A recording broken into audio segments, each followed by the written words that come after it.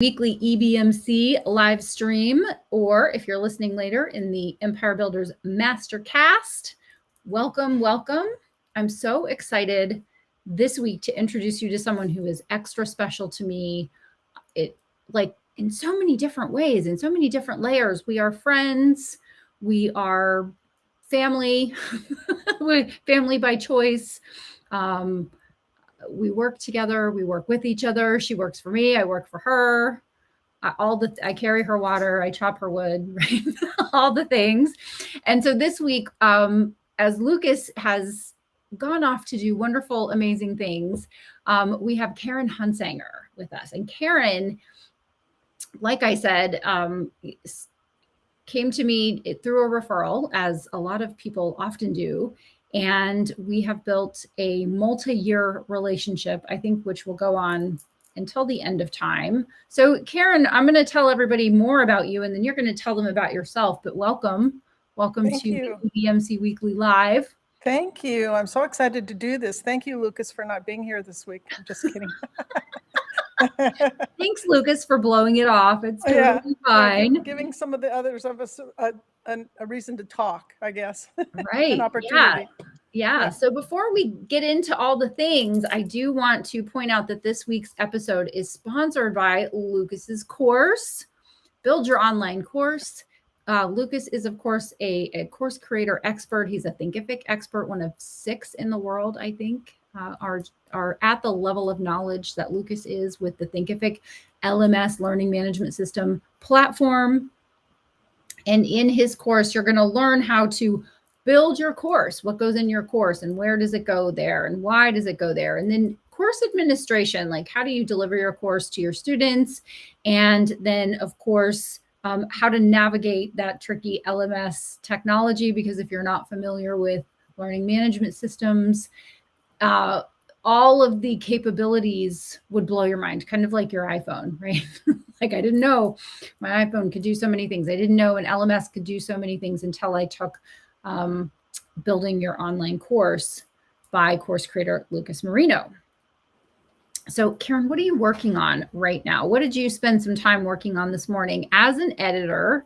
Who is the lucky recipient of your genius today? Well, I'm actually working on a couple of different projects. I'm doing several for EBM members. We have a lot of really talented people. And June seems to be the busy month. Everybody's writing, and that's good. So I'm working on several manuscripts at one time right now. Okay, well, I want to dive into that, but not right now. Okay. What are you working on, Miss Honoree? Well, I am, as always, writing a book. So I'm working on an upcoming book project, and this one is super fun. And as I said to you off camera, I am writing little notes to you because sometimes I can be a little more sassy than I like to have in a published book. And so I'm writing some fun things specifically for you, which you will remove. Say, no, we're not gonna put this in print, but it's just a little fun conversation. And I just got yesterday a box of these cute little kids. This is the new book that's coming June 26th. So pretty. Yeah. I love that cover. Yeah. And I can see we've got some people tuning in. I would love to know who you are and where are you? We have the usual folks that generally come and hang out with us in this hour. So who's with us? Lucas, are you with us? Yeah. Lucas, can you hear me now? Can you hear me now? So what are you watching, reading, or listening to these days? You know, this is such a busy time of editing for me. I've got them back to back to back. So I'm not really listening to much. And what I watch is just mindless TV to take a break. But I'm doing a lot of working on manuscripts right now, and that's taking up a ton of time. Okay. You listen to your books, right? I do all the things. So I have a book that I have been listening to. What If There's More? I want to get the name right because it's a 3-name person.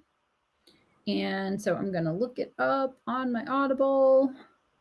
What If There's More, which is by Tracy Schubert Barrett. She was one of the co-founders of HGTV. Oh. And the subtitle of the book, if I can remember correctly, because it's so tiny, I can't see it on my phone, is Success to Significance, or something like that, or Finding Significance After Success. It's very interesting because she talks about how sometimes we become really successful, financially successful, or successful as anyone would measure success. And then we go, is this it? Like, where's the significance? If this is all I've done with my life, like, what have I done with my life? And it poses some really interesting questions about going deeper and really thinking about success in a different way and significance. And I actually had the pleasure of meeting her in person for the second time yesterday, and we got to sit down for about an hour and get to know each other. And it's a really great book. I highly recommend it. And she's just a really lovely person. She's gone on to do strategic planning and executive coaching and speaking after leaving HGTV about a decade ago. And it's just really good. That's great.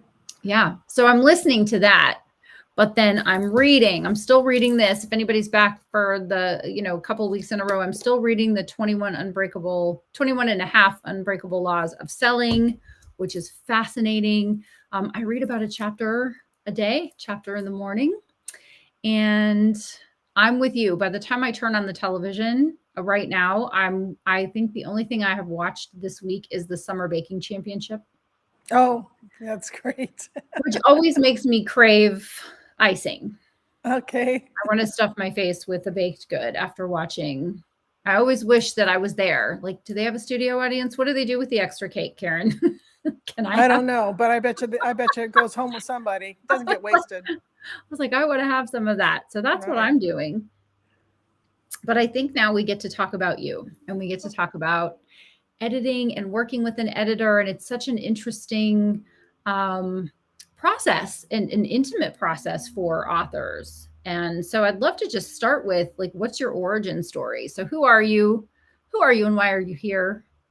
Well, I'm here because you invited me. Thank you very much. You're welcome. And editing is something that I just absolutely love to do. My name is Karen Hunsanger, as you introduced me. I'm an author. I'm an editor, of course, and I'm also an EBM member in my 4th year. And so you and I met back in 2018, I believe it was, through a mutual friend who first turned me on to your book. You Must Write a Book, because I was doing some writing for him, and he thought that I should be writing my own book, which I had always planned on doing anyway. So he turned me on to your book, and then I became a super fan. So I contacted you, still a super fan, by the way. Then I contacted you directly and did a little bit of coaching with you before I signed up for your publishing PhD course, because I needed to learn about writing a book before I wrote my book, or at the same time I was writing it. Yeah. And then I heard about EBM through one of your emails, and I had no idea what it was, but I said, sign me up, because it's Honoree and I want to be involved. So not even knowing what I was signing up for, I signed up for your EBM mastermind. So that's how I know you and where I came from and what I do. Love it. Love it. I think we have Jen with us. Hi, Jen. Yeah, I think we have Jen. And by the way, that super fan feeling is mutual. Oh, I'm also thank you so much. One of your super fans. It's kind of fun how people come into our lives, right? By happenstance, but really is it design, or is it happenstance, right? Right. And so then you did write your book. I did. Surrounded by champions. Right after I retired, I felt like the time was there, and I could go ahead and write the book. I'd always wanted to write one. Since I was 10 years old, I've been writing stories. I did all of the creative writing and journalism and all of that stuff all the way through school. And so it's always been an interest of mine. So the book itself, Surrounded by Champions, is a series of success stories, is basically what it is. And it features 7 amazing individuals. You are one of those. and how they reach success. Some of them facing some pretty daunting odds, like you, Honoree. I don't think many people, or not everybody at least, knows about your awful childhood and the phenomenal person you turned out to be in spite of that, and the success you created for yourself. And so you are in my book in chapter 2. Well, and your book and chapter 2 are the reason I don't have to tell my story anymore. Someone says, I want to know your story. I say, go get Surrounded by Champions and read chapter 2. And we all win. Right. Yes. Right. So I'm curious. I don't think we've ever talked about this, or we talked about it and I've slept since then. So I don't remember the answer. What was the origin of Surrounded by Champions? When did you decide you wanted to write a book of stories about other people? And how did you choose, and when did you choose the people to write about? Well, I know every individual in the book. So they're either all personal friends or very close acquaintances. And I wanted to write, I was really touched by the success stories and the individuals themselves. So I pretty much hand selected those people and decided that I wanted to write their stories. And it's just really as simple as that. But did you know when you were writing for the person who introduced us, Matt, right? Matt Aitchison, you were writing for him and you said, I'd already planned to write a book. Is that the book you plan to write? Yes. Or, okay. Yes, I really did. Already knew. Yes, I was so intrigued by some of the success stories and the people that I knew that I just hold high regard for, that I really wanted to write those stories. Now, you came in a little bit later. I had already started writing them. And when I heard your story, you were talking in front of EBM group, and I got a little taste of your childhood being in foster care. And I needed to know more. And I was honored that you allowed me to write that story. Well, I'm honored that you would write the story. Thank you. I'm still look at the evolution of our connection with awe. It's very cool. So what will there be a second helping of Surrounded by Champions? It's not in my heart yet to do one like that. I just have so many other things that I want to do. And that one kind of scratched the itch. That was, I really wanted to do that. Yeah. And I'm not sure that I want to do one like that. I will write another book. Well, I would think that there's actually a book you might be working on. Yes, there is. All right. Well, let's come back to that. But before we get there, what did you do before EBM, before becoming an author and before becoming an editor? What were you doing? What did you do? You're like 25 years old. What did you do with your life? I wish. Well, I worked for 40 plus years in the corporate world, mostly in project management in one form or another. And I retired from that about 4 years ago. Okay. And so do you miss being in the corporate world? Not at all. Not even a little bit. No. I made some really good friends and some really good contacts, but no, I prefer to do what I'm doing because I love what I'm doing. Well, now you've come onto the entrepreneurial train, as it were. And so do you wish you'd done it sooner? Yes. Keeping in mind that we did not have the tools that we have now when I was younger. Sure. I'm really going to date myself, but I didn't even know there was an internet. We didn't have internet till I was 40 years old. So by then I was full on into my career. And if I had had the tools that we have now, I definitely would have started sooner. Interesting. So now you're an editor. Now you're an editor, book doctor, word wizard. And how did that happen? Because it happened. Well, tell us when it happened and tell us how it happened. Well, it happened quite by accident. It was not something that I planned to do. It's something that I fell into. After I wrote my book and it was published, then my friends and colleagues started asking me if I could help them write theirs, because apparently they thought I was okay at it. And I discovered that I really loved helping them. And I still do. I love helping authors look their best. I like to help them shine. In fact, it's one of my favorite things to tell people that I don't believe in my heart that an editor's job is to find errors. I think it's their job to help authors frame their masterpieces. So, and I found out that I'm pretty decent at it. So, Oh, yes, you are. Well, nobody so, gets called a wizard unless if they're very bad at what they do. But I'm curious then, what's the path? How does someone become an editor? How did you become an editor? And then of course there's that the first time you do something. Tell us all about well, I read this really interesting book by a phenomenal author, that would be you, and it's called Business Dating. Oh. And in there, it talks about networking. And I think that you can pretty much do anything you put your mind to if you network with the right people and you do it the right way. You've got a formula in there that's a 12 by 12. That's an intentional touch on people who can help you get where you want to go.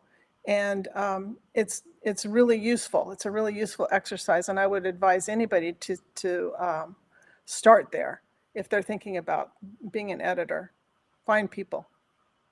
So, but then I would love for you just to talk about, like, how do you become an editor? Do you take a class? Do you just decide I can read so I can spot mistakes? What's the process of like asking for a friend? I fell into it accidentally. And that's the number one question I get, by the way. I get at least 1 or 2 times a week somebody asking, how do I become a freelance editor? And yes, you do need to take classes. You do need to educate yourself, read all the books you can get your hands on the topic, but the biggest thing is to network. Find some authors that you can, do some freelance work for, and do it for nothing for a few times until people learn about you, because as soon as people find out that you're good, they're going to refer you. And so what is it that an editor does specifically? Pardon?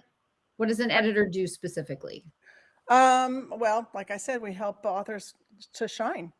It's my number one goal is to help an author look their best. Sometimes it's to save them from themselves. You get into some really interesting manuscripts, and sometimes it's, oh no, you can't say that, or this is a way to say it better, or bravo, this is excellent. I mean, there's accolades to be given there too, because there are a lot of really talented people out there, and they've given their blood, sweat, and tears and put their messages in writing for a reason. So you got a editor certification? Did you take a class and get a certification? Is that you can? Okay. You can. I did get one, and for the life of me, I can't. I think it was Editors Academy. Okay. And I did get a certification there because I took a developmental editor's course. And that's a really good site for people to go to also who want to become editors. Awesome. So you've discovered something that you truly love. And so when you're making an author shine, I'm just going to ask some technical questions, because I think it's really helpful for people to understand that their job as the writer, as the author, aspiring author, is to get the words out of their head and on paper. And I suggest that people lean into the editorial process, meaning really rely on your editorial team, which consists of your editor and your proofreader, and allow them to do the lifting, the heavy lifting around making sure that the manuscript is error-free. So we want to eliminate missing words, or we want to identify missing words and put those in. We want to get rid of extra words. Sometimes we type and, or the, or we're using so several times on the same page or in the same chapter. Those are some of the technical things. What am I missing? What are the other technical things that editors do so that the manuscript does really get its polish before it goes out into the world? Well, we're looking for a variety of things, and it kind of depends on the level of editing that you're receiving. A copy edit is not the same thing as a developmental edit. A copy edit is going to be looking for the mechanical things like punctuation and spelling. developmental edit is going to be deep diving into the manuscript itself. And what you're doing there as an editor is you're becoming the reader. You want to make sure that there's clarity. You want to make sure that there's no run-on sentences or misuse of words, which those are two of the most common mistakes. I don't know what you're talking about. I don't find them in yours. That's why you don't know. Oh, okay. Liar. It's a good thing I'm not Pinocchio. Liar. Yes. No. So yeah, we're looking for things that the author is not going to be able to see themselves, because when you are writing, your brain already knows what your message is. So when you're looking at your own manuscript, you're going to skip over things that a reader may not be able to understand, because, like I said, your brain plays tricks on you, and you're not going to see the errors that you need to correct. But can't we do that for ourselves? Can't we like take a little time away from the manuscript and come back and catch all of those mistakes? Isn't the author the best person to do that? No. In a word, no. Because like I said, even, it helps to take a little break. There is value in that. And then to come back and look at, but you're still pretty much going to find the mechanical errors. Like I said, your brain plays tricks on you. Because it made sense to you the first time around, it's going to make sense to you again, and it may not to a reader. So you need an editor to find those kinds of issues for you. Yeah. And so then what's the benefit? Because it is one of the most costly pieces of publishing a book, right? So make the argument for what's the benefit long-term for the author to have this pleasurable read for their reader. What I would say is, what is the cost of not using an editor? Right. Because like I said, you've poured all of your heart into this manuscript, your blood, sweat, and tears, and you don't want your book to be judged negatively because of errors. So you need that fresh set of eyes. In fact, more than one, because you're going to hire a proofreader too, hopefully, to go over the manuscript several times, because you will not catch everything on your own, guaranteed. Yeah, I totally agree with that. So let's dive into working with an editor, and I'll start by sharing my experience over time. But before, we have Tony Jacobson, and that list I mentioned before the call, Tony's on that list. Karen. Hi, Tony.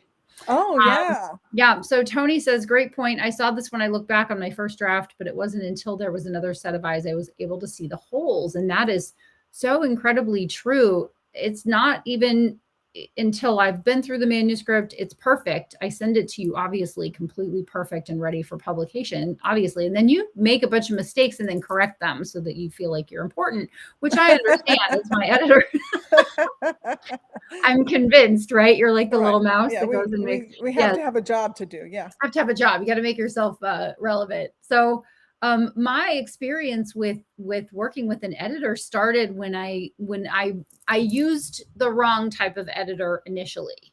So I found someone who said, "Oh, I was a 10th grade English teacher for 30 years. I can edit your book." And as it turns out, there were a lot of corrections that were made, but there's a difference between an amateur editor and a professional editor, which is why I was asking about your certification, because and we didn't even throw in there that a great editor follows a manual of style, right? So that they are, that when it comes to make a decision, they make sure that they are checking certain boxes and meeting certain standards. So my first few books, if anyone has ever read them, I apologize. I didn't know. This is why I do the work that I do now. I didn't have a professional editor for a few years and a few books. And then I met someone who I still consider a very dear friend, who no longer does editing because she writes full-time now, Alyssa. And Alyssa, when I sent my manuscript, I had a heightened level of nervousness because I knew she would be holding my manuscript to a high standard. And it was then that my education really began into what I want to say to aspiring authors out there who have not yet been through the process, or who are nervous as I was in the process. And the great thing is that when you have a true professional on the other side, you are then writing the book with a partner. Now, writing is a very solitary, lonely place. You're doing it by yourself, with yourself, sometimes only with yourself. Maybe there's a cat nearby. And it's up to you to get the words out of your head and on paper. But bringing an editor on board allows you to have a bit of collaboration.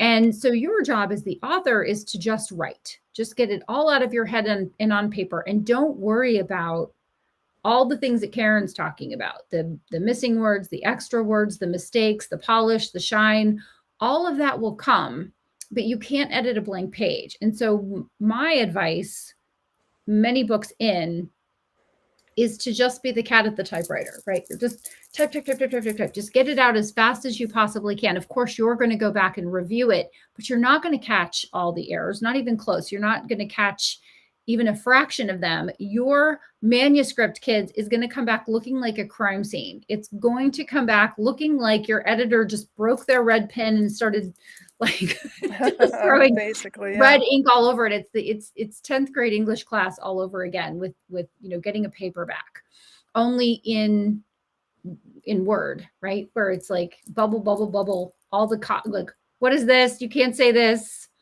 Missing word, wrong punctuation. But that's the best part. The best part is you can get your knowledge and expertise and experience out onto the page, knowing that someone has got your back. And that is the best feeling in the world, because I can write something up to and including word when a word won't come to me. And I know when you get to that part of the manuscript, you're going to go, isn't this the word you need? Weren't you thinking about this? Isn't this what you wanted to do? Are you sure this is the thought you wanted to convey? I think you said this when I think you meant that. And that is such a wonderful feeling to know that I've got a pro that's got my back, that's going to take care of my words and have stewardship over the project as much as I do, right? You will not look as good without your editor on your manuscript. So, what are some tips that you can share? Because I've given one, write with abandon, like, hire a pro and then write with abandon. Can you give us some tips for aspiring authors just to help them feel more confident about the process? Right. Well, I think it's really valuable as an author, 50 plus books, like, what you're talking about, maybe. We have a really good working relationship. And it's an honor to me that you will sometimes write in the middle of a paragraph, find the word for me. And what am I trying to say? And I'll say, okay, I recommend this or that. So that's kind of nice. But from an editor standpoint, I have a couple of tips. First of all, be sure you schedule your editor a month or two in advance. If you wait until your manuscript is completed, you are going to wait because editors are busy. Yeah, that's great.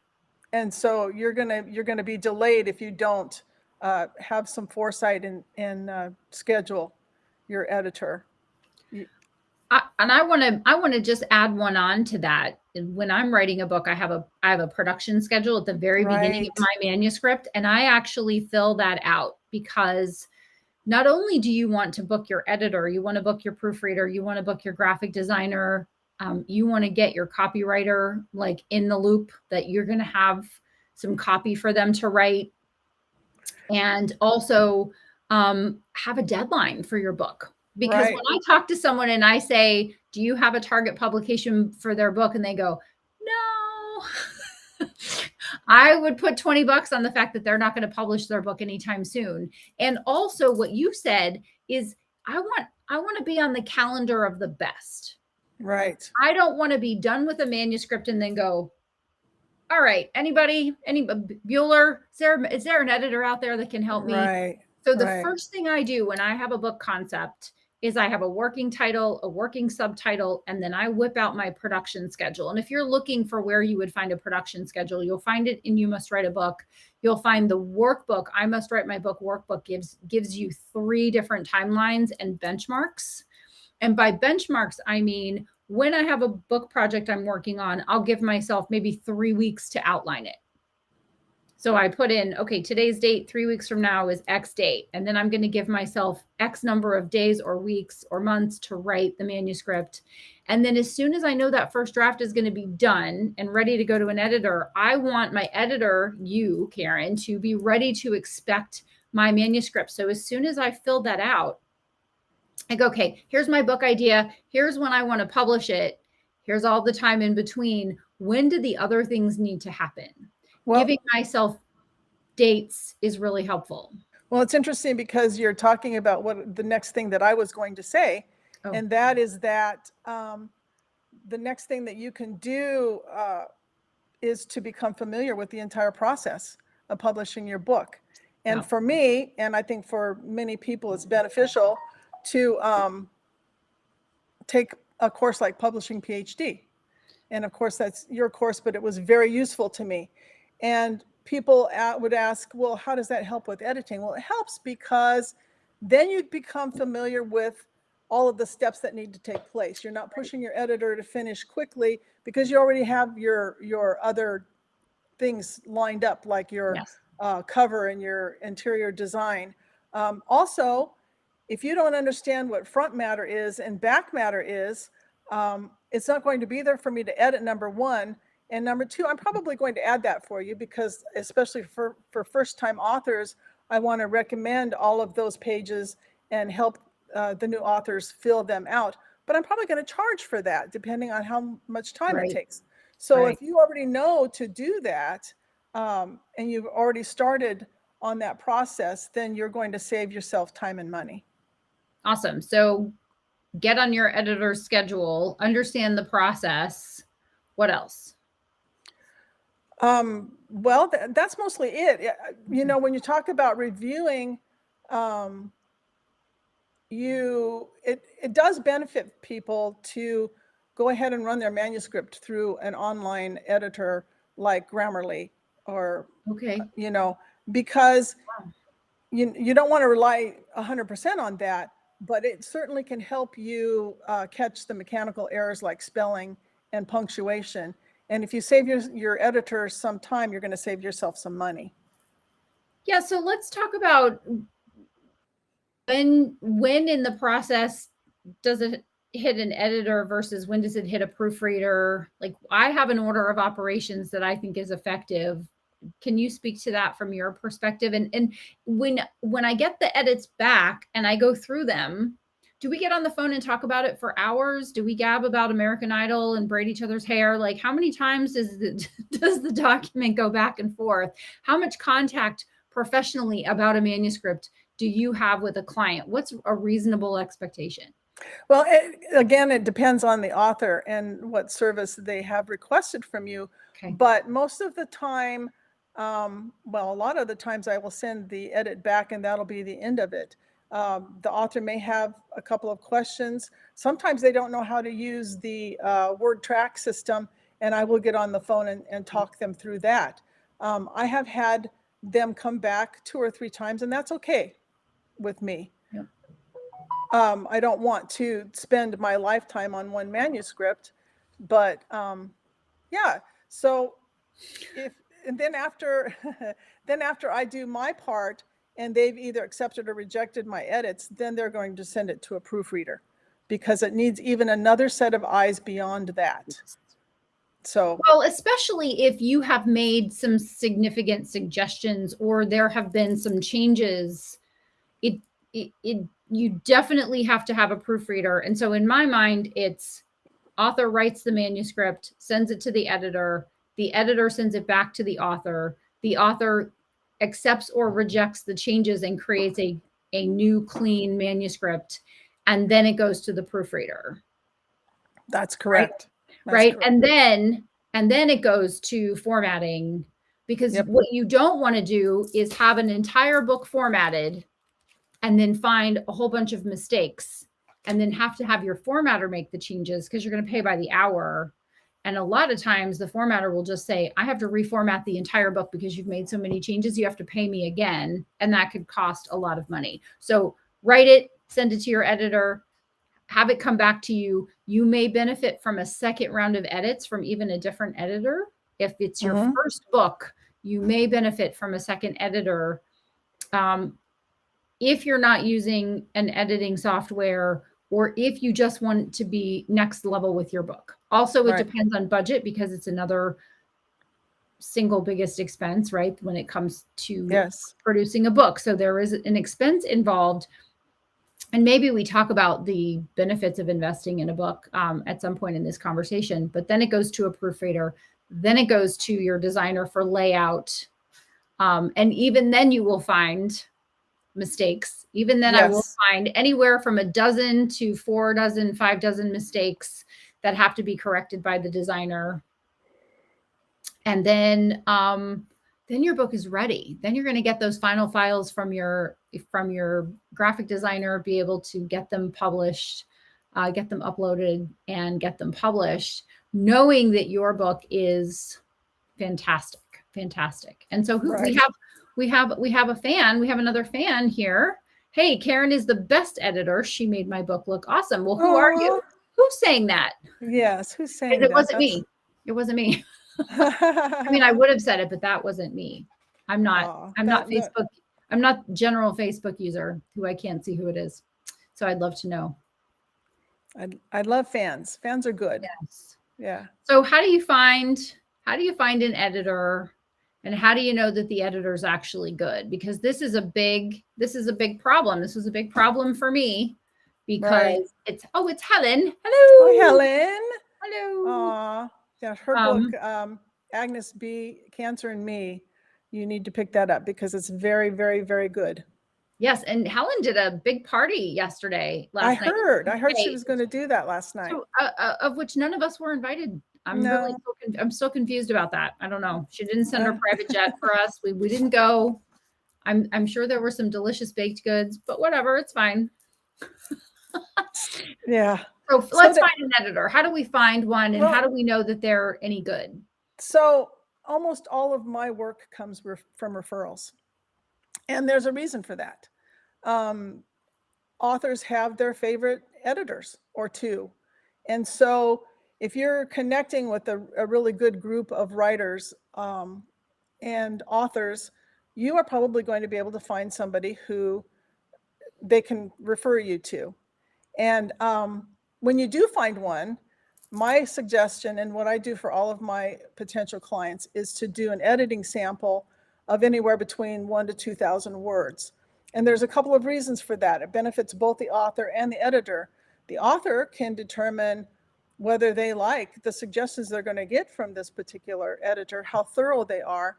And the editor is going to be able to determine the skill level of the author and what they're going to recommend for their services. It helps them to determine the pricing and the timing of the project. Yeah. So those two things, find a referral and get a sample. But what if you're not in a writer's group? And this is just from when I was starting out. I was totally on my own. I was a professional. I did something completely different. I didn't have any author friends. I wasn't in an author community. And so what do you suggest besides someone just stumbling across this video and going, oh, great, now I have a line on someone. What would you suggest to find? Well, you're going to have to do your research somewhere. So, a lot of people are on social media. So you're going to be able to find a group. You're going to be able to find some recommendations, and you're going to be able to vet authors, even as editors, even as a brand new author. You should be able to find some people that you can talk to try to find the best one that suits your needs. I have a suggestion. Okay.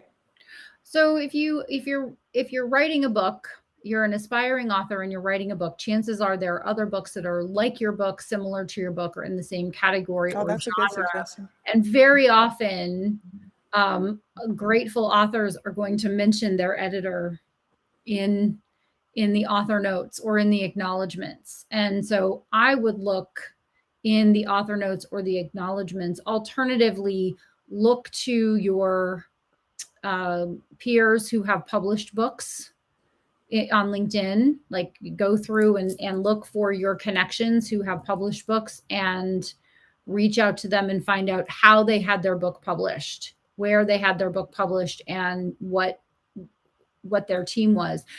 When I started building my book team, hi Brianna. When Hi Brianna. building my book team, I knew that I had unconscious incompetence. I didn't know what I didn't know. And I knew there was a lot of stuff that I didn't know that I didn't know. And so what I always do whenever I'm looking for someone, I want to find the best expert I can find. And the best expert I can find is someone who's a total nerd for what they do. So editors are generally word nerds. They like to read a lot. They like dictionaries. They're word people. And so I always look for the person who is completely in what they do and they love it and they could talk about it all day. Oh, let's talk about editing. Let's talk about your, and there, and there, right? Let's talk about all the things that, I'm a book nerd and you're an editing nerd. So you're a book nerd. And so we have a lot of nerding out conversations around books that would drive other people to drink, frankly. So when I'm looking for someone, what I looked for initially is still a suggestion I have today. When finding an editor, you want to look for someone who has a lot of training and has a lot of experience. And sometimes those people, the initial people that I worked with were all brought up in traditional publishing. They spent a lot of years in traditional publishing and they had a very high standard to meet. And they followed a manual of style. And so that is what I suggest. If this conversation has gotten you thinking, well, gosh, I want to go strike out on my own and find someone besides Karen, or Karen isn't ready, then where else can I look? Look in the acknowledgments of authors who have written books like yours. Look for people that were raised up in traditional publishing and have a certification and follow a manual of style and will hold your book to a really high standard. There are lots of people, especially as publishing is changing. I think someday it's not going to be indie publishing, hybrid publishing, or traditional publishing. It's just going to be publishing. Like now it's just music, right? Right. And I think there are a lot of people who used to be in traditional publishing that are now freelancers in all the ways, right? As graphic designers, as copy editors, as proofreaders, as editors, and everyone has that aspect that they really like to do. And that, there's some people that go, I just want to proofread. That's my jam. Other people go, I don't want to edit or proofread. I want to be a book doctor. I just want to do the global look at the book. And I don't want to get into the details. So you can find people who specialize in the thing that you need, and they will do an excellent job at it. That's true. Yeah. So, the other thing is that if you are using an editor that you love and for some reason they're scheduled out and you can't use that editor, they 9 times out of 10 can recommend somebody good for you. And those of us who have feel pretty secure in our abilities are not afraid to do that. So we can recommend other people. I know of quite a few that can be helpful if I'm not available. So there's that. You know what I thought you were going to say? What? I thought you were going to say that 9 times out of 10, someone books you for a certain date. And as that date gets closer, they go, I need to move my date. All the time. All the time. And so a lot of times I'll just say, okay, well, I know I'm coming in on schedule. Like I'm going to land the plane, right? I know I'm going to land the plane on time. If I say it's July 15th, it is July 15th. It's going to happen, if not sooner.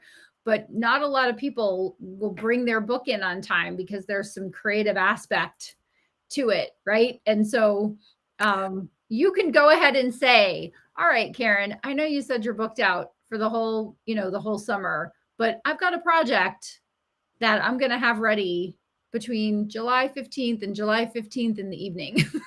Right. So when someone has booked you and they want to push their date, will you slide me in there, right? Will you bring in this manuscript? So it's always good just to kind of leave it open a little bit. To be a great client, and I'm going to speak for myself, and then I'd like you to say, I always want to be the best client of anyone who serves me. So as an editing client, one of the things I think that you can do to be a great client is to get your manuscript in on time. Or if you know you're not, life happens, right? If you know you're not going to get it in on time, let your editor know as soon as possible, because this is a one-to-one, right? This is not a leverage job. You're not leveraging it. You're doing the work yourself. So if you know that you're going to have that space open, you want to fill it because you want to be earning money. You don't want to just be waiting. So I think being on time with your editor and being transparent with your production is really helpful for being a great client. What do you have to add to that? Well, for me, it's all about communication, because what I find, and you know, when you're an author, it's a really big deal to finish that book, especially a first-time author.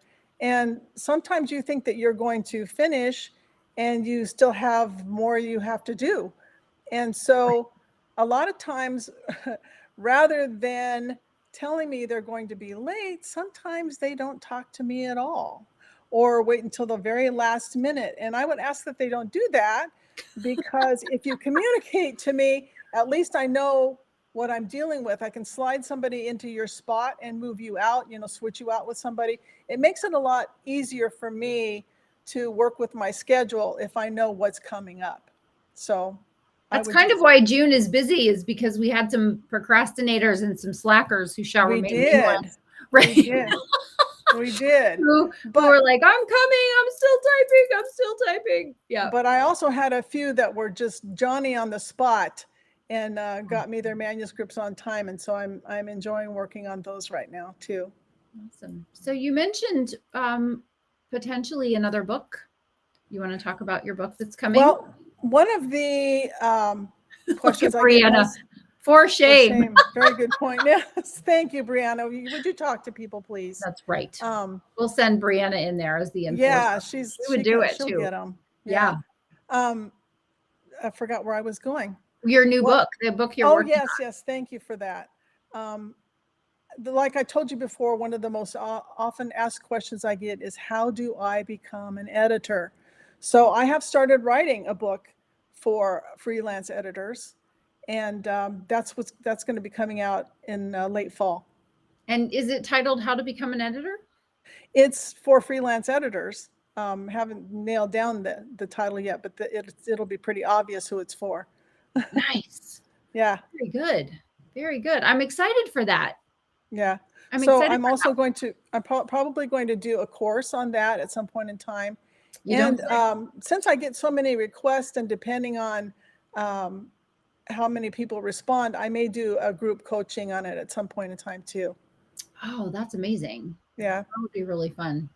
Will you do a companion as well, like a journal or a workbook? I probably will do a workbook, because it's, yeah. Boy, that sounds like something. Yeah.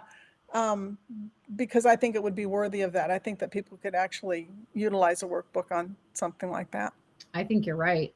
You're right.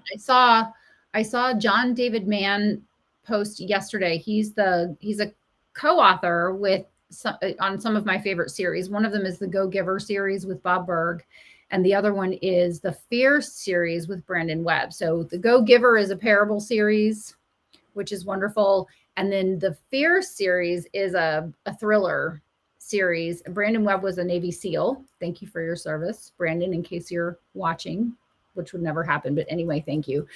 So John David Mann and Brandon Webb are writing this series. And John David Mann posted on LinkedIn the other day the opening page of the Go Giver. And so he had like before and after. And one was all the paragraphs and then all the editing marks. And then what it ended up being, it was like 3 sentences. Yeah.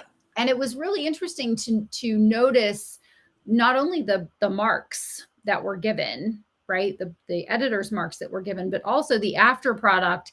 And one of the things that he said that really struck me was you need to have humility. You need to be open to feedback so it can be better. And that's really what an editor does, is they help you to write a better book. Yes. So that your book makes an impact to the reader and an income for the author. And that's really what that collaboration does. And so I think in your workbook, if you could have like a before and after, and then give people a before and say, here's what it could look like after. It's really a service that is beneficial to the reader, to the author, and to all the readers. And so, is there anything else we need to know about the editing process that we haven't covered? Well, the one thing that we haven't covered that people are going to want to know, and I ask often, as a matter of fact, is what are the different types of editors? Yes, and please. how do I know which one I need? And so without going into a lot of detail on those, I'm going to ask that people go to my website, KarenHunsanger.com, because I describe all of the different types of editors. And I also talk about what you can expect to pay for each level of editing. And you go anywhere from proofreading, which is the final step before you go to formatting, to hiring a book doctor who is going to help you write if you're stuck. In fact, a book doctor is kind of a cross between a developmental editor and a ghost writer. They're kind of stuck right in the middle there. It's still a completed manuscript that they get, but they will help you. They will help you finish your book if you get stuck. And that's what editors do. It's all about the author. An editor just needs to remember that it's not about them. It's about the author and making them look good and making them happy. I want every one of my authors to love the finished product. So I will keep working with them until they do. Yeah, that's really amazing. One thing it's really good for editors to not do is make the author unhappy. Oh no, not a good plan. Don't make it harder for the author. Don't create some unnecessary work or steps in there, right? Right. Yeah, sure. You don't want to do that. No. Yeah. So what's next is a book, a workbook, or a journal, and a course. Very exciting. The very next thing for me is the book, but I might throw some coaching in there if I have enough interest of people who want to know how to be an editor before I have a chance to get the book out. So I'm open to that. What does that look like? What would coaching with you look like for someone? Well, it would be it's not going to be one-to-one. I'm open to doing a group. So like running a little mini class, maybe for an hour or two, to help aspiring editors learn how to break into the field and what they need to know to get started, and where they get their information and how they learn and who they network with. I give them all kinds of tips about where to go to learn what they need to learn. Awesome. Do you mentor people? Yes, I do. I have, in fact, one of my favorite mentees is Rick Fordyce, and he is an up-and-coming, absolute excellent editor. Oh, nice. And I would recommend him. He's also a minister and a Christian writer. So he is very good on those projects. And so whenever I have something like that pop up, I go to him for his expertise.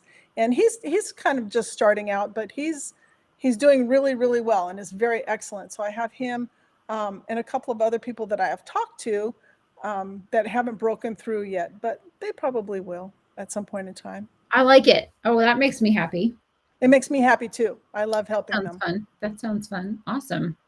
Well, so you mentioned your website where people can connect with you, KarenHunsanger.com, HUNSANGER. I'm going to just put it in the chat and put it up here so people can see it. Look at me running the show, Lucas. How about that, Lucas? Who needs Lucas? Oh, we need Lucas. Please come back. Please come back, Lucas. Yes, please. I'm holding it together, but this is not running all the technology is not my jam for sure. All right. So I think we've answered all the questions that I had for you. Anything we didn't mention? Any other thoughts you've had? If you go to my website, you can also connect with me there. There's a place, a little contact form that will send an email directly to me. And I would love to hear from you. I would love to do a sample edit for you. And it would just be great if you went there. Awesome. Look at that. Tony. Thanks, Tony. Thanks for tuning in. I just love you, Tony. I think you're just the greatest. Oh, So do you have a final recommendation? No, like I said, go to my website. Lucas. There's Lucas. Wow. Lucas, can you come back now, Lucas? He's been hiding. Yeah, actually, next week he'll be here and I won't. So turnabout is fair play. Yeah, I say so. Yes. I say so. All right. So connect with you on your website. Send you a note through your connection contact form on my website. On your website. Yeah. And you two can get on Karen's calendar. So as of right now, the middle of June, exact middle, June 15th, when is your next editing opening? Assuming that no one procrastinates or delays their. I am booking for August right now. I'm booking in the middle of August right now. Okay. All right. That's amazing. And so do you have a book or course recommendation that you can share? You know, there's a lot of really good books out there. If you're aspiring to be an author, be sure to pick up the Chicago Manual of Style. The thing is huge and you could probably use it as a weapon if you threw it at somebody, but it is full of information, and it is the style guide that most editors use, and it will be very helpful to you. Awesome. There are other manuals of style too. Yeah, but most people, at least in the US, use the Chicago. Outside of the country, there are others that are a little bit more popular, but not here in the United States. All right. Very, very cool. Well, do you have any other book or course or resource recommendations for anybody? Well, of course, that they need to go to take your publishing PhD if they are an author for the first time and need to learn the process. So you should probably, honoreecorder.com, they can find it there, correct? They can. You Must Write a Book. Both of those launched me on my career, and they can help you too.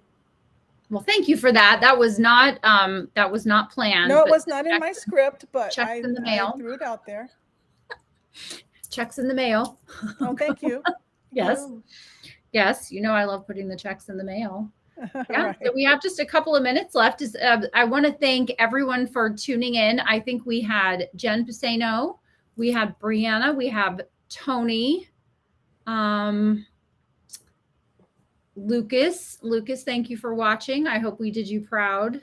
Yes. Okay. Yes. I'm not sure that next week's guest is confirmed. Who's going to come in my stead for next week? So is it you, Karen? I would do it for Lucas if he wanted. You would do it for Lucas? But I think that the audience is going to get kind of bored hearing all of this stuff again. So. Well, I'm sure there's other things you can talk about. We could talk about dogs. Oh, we could talk about the romance that has been going on now for a few years between Rogue and Andy. That's true. Our two dogs, they love each other. other. Enfianced, I think, is the technical term. Right. We should just go ahead and wed them at the next crawfish boil. I think we probably should.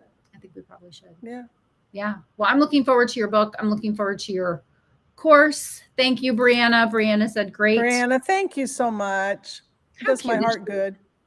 I know we have the best people. Oh, you know, we didn't talk about is EBM. You want to talk about EBM for the last 90 seconds? It's the best. It is, I'm in my 4th year. I'm going to be in my 5th year next year because I'm coming back.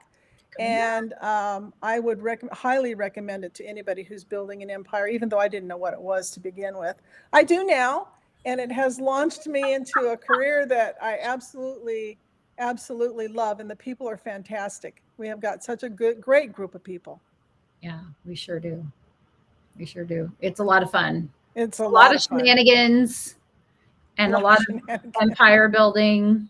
Yeah. There's some good eating. Oh, yeah. And we're focused on developing multiple streams of income with a book or books as the basis, as the crux of the middle. So we've got courses, consulting, coaching, speaking, training, books and more books, workbooks, companion planners, journals, and just a lot of fun. A great group of people. So I just want to say thank you, Karen, for taking this hour. I know this wasn't your preferred thing to do during this hour. I'm pretty sure that there was something else, anything else that you would rather have. Well, the people who know and love me are going to be very shocked that I even agreed to do this, but I know. But Honoree is very convincing and very persuasive. So I'm happy that I did, though. I've had a lot of fun. I was just going to say, are you glad you came? Because I sure am. I really am. Sure am glad I really am. I've had a nice time. Yes. And I hope that this video finds you, Karen, some new clients who will benefit from your word wizardness, because you really are a blessing to my manuscripts. And I'm writing faster and easier than I have ever written. And I think some of that is just experience, right? Number of times at bat, but it also is knowing that you've got my back and that you will save me from myself. Oh, they're all so good. All of them are save others very from good. Me. Mistakes that don't need to be in the books, right? And you make it better. You make it better by putting your touch on it. And I just want to say thank you for your time, and also thank you for loving on my work. Because thank you for trusting me with it, because it's an honor. Awesome. Well, thanks everybody for tuning in. Bye, we everybody. Sure do appreciate it. You will see Lucas and guest to be determined, to be announced next week. Make it a great week. Go write some words, get your book out there, get your course out there, and we'll see you next time. Okay. Bye, everybody.